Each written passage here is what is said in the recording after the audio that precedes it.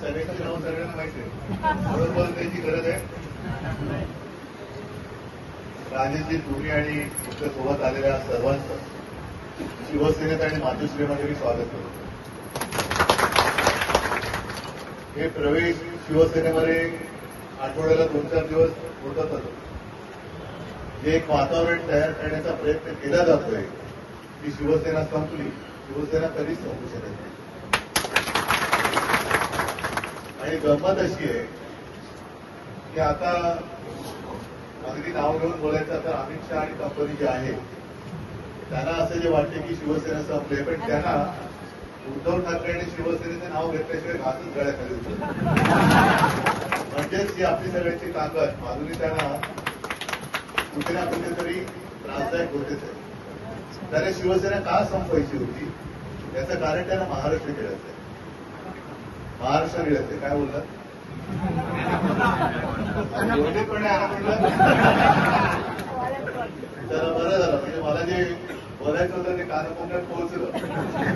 आता तुम्ही नाव काढलंच आहे अनाकोंडाचं, तर ते मुद्दामच सांगतो. अनाकोंडा तुम्हाला खरा अनाकोंडा माहितीये? खरा अनाकोंडा माहितीये कोणाला? खरा अनाकोंडा हा खरंच आहे. म्हणजे कदाचित तो जगातला सगळ्यात मोठा साप जो आंतराच्या प्रजातीमध्ये त्यांना जाऊ शकेल, कारण तो गिरतो. आणि अनाकोंडा हा पिक्चर पण आला होता. आता त्याला सगळंच काही गिळायचं असतं. आता हे एवढं म्हटल्यानंतर मी नाव दिलं ते बरोबर आहे का चूक आहे? त्याला सगळंच गिळायचं, पक्ष गिळायचं आहे, सगळंच गिळायचं आहे, महाराष्ट्र गिळायचं आहे. आणि ते गिळू न देण्यासाठी त्याला शिवसेना नकोय. म्हणजे गिळू न देणारी ही एकटी शिवसेना, म्हणून त्यांना शिवसेना नकोय. आणि शिवसेना ही तेवढ्याच ताकदीने आजही उभी आहे. मधल्या काळात तो काही विधानसभेमध्ये अचानक अनपेक्षित निकाल लागला, ते आता सगळं विक्र आणि त्यांचं भांडं फुटलंय मतचोरीचं. आता आजच तुम्ही यायच्या आधी मी एक पत्रकार परिषद घेतली आणि त्याच्यात 2 मुद्दे मी मांडले. एक तर परवापासून मी मराठवाड्यात जातो शेतकऱ्यांना भेटायचं. आता शेती आणि शेतकरी हा आपल्या सगळ्यांचा जिव्हाळ्याचा विषय. म्हणजे मी मराठवाड्यात जातो, तुम्ही म्हणाल मराठवाड्यात चाललं तर आम्हाला काय सांगताय?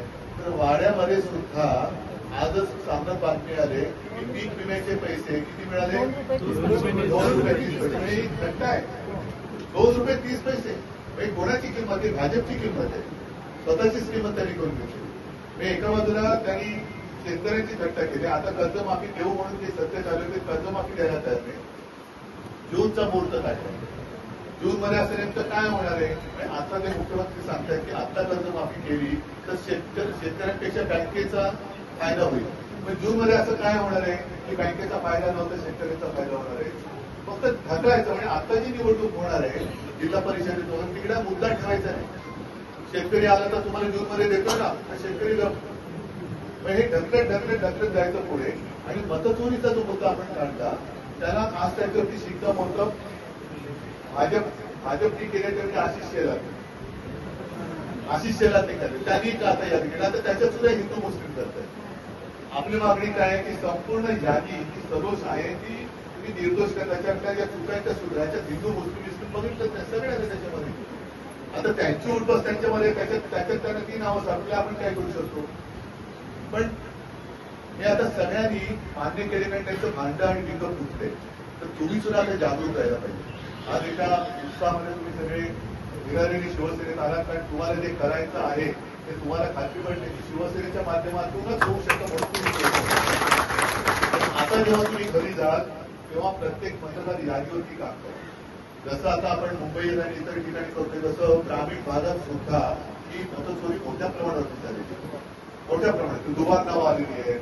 खुद्द माझंच नाव मला आता भीती वाटते, माझंच नाव डेबिट करतात ठीक आहे, कारण मी अर्ज न करतात माझ्याकडे व्हेरिफिकेशनसाठी माणसं आहेत. तर ही पहिले आपली स्वतःची नावं त्या यादीत आहेत की नाही. मतदार यादी मी तुम्हाला मुद्दामून सांगतो, सोपं करून मागे सांगितलं 1200ची यादी आहे. आपले गटप्रमुख कामाला लागले तर ती यादी निवडणूक आयोगाकडनं मिळेल. त्या यादीनुसार मतदार आहेत की नाही चेक करा आणि त्या वस्त्यांमध्ये ती मतदार यादी मोठ्या बोर्डावरती लावा आणि नागरिकांना आवाहन करा. म्हणजे विनंती करा की बाबा तुमचं नाव याच्यात आहे की नाही बघा, तुमचं नाव आहे की नाही बघा. आणि बोगस पत्त्यावरती काही एकापेक्षा अधिक नावं रजिस्टर झाले आहेत की नाही ते पण तपासा. पण हे ज्या दिवशी आपण करू त्या दिवशी यांचा सुगडा साफ होईल. मग हा ॲनाकोंडा बरोबर त्याच्या बिळामध्ये जाईल आणि तो बिळामध्ये घालवण्यासाठी आता एक तर शेतकऱ्यांच्या बाजूला उभं राहायचंय, बाकीच्या गोष्टी राजकीय ज्या आहेत त्या तिकडे जेव्हा निवडणूक लागेल मी प्रचाराला येणार आहे. विधानसभेला मला वाटतं आपण पुढे जाणवतो पण जाऊ शकतो. लोकशाही मराठी ऐका, पहा, जागरूक रहा.